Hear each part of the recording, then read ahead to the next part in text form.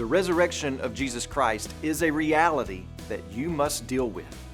John wrote this gospel to give witness to the fact that Jesus is the Messiah, the Son of God, so that we might begin to have belief and continue in belief in Jesus and have life.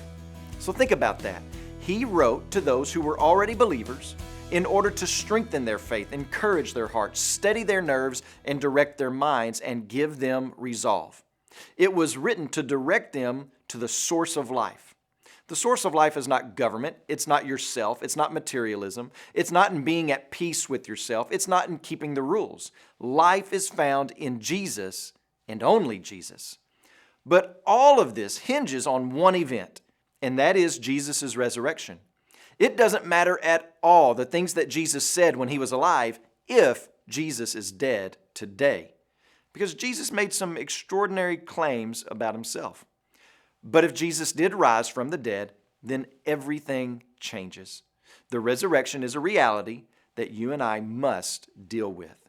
So John has written this gospel, and especially this chapter, in a detailed way to show us that the place where Jesus was placed after his death was empty 3 days later. So notice with me how John in chapter 19, verses 38 through 42, he makes it very clear that he himself has seen Jesus die, and he knows the place and the occupancy level of the tomb of Jesus. John makes it crystal clear that the burial place of Jesus was known and that Jesus was the only one in the tomb, so that the argument that the disciples went into the wrong tomb or that there were multiple bodies in one tomb, so how could they really know it was Jesus that was missing? None of those arguments hold water. I also want you to take notice of what is inside the empty tomb. Grave clothes.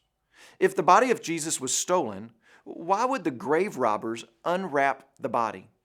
The body was wrapped in strips of linen cloth with spices layered in between the strips to combat the odor of a decaying body. So why would grave robbers unwrap the body so that they would have to handle skin to skin a body that was bloodied and beaten?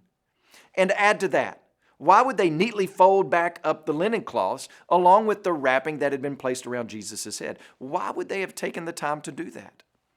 The reality is they wouldn't have done that. The reality is that something else took place, something else more dramatic than a grave robbery. The explanation that makes sense, that aligns with the facts and also with the message of Jesus, is that Jesus had a different type of human body that allowed him to pass through those grave clothes as he was resurrected. The resurrection of Jesus Christ is a reality that you must deal with.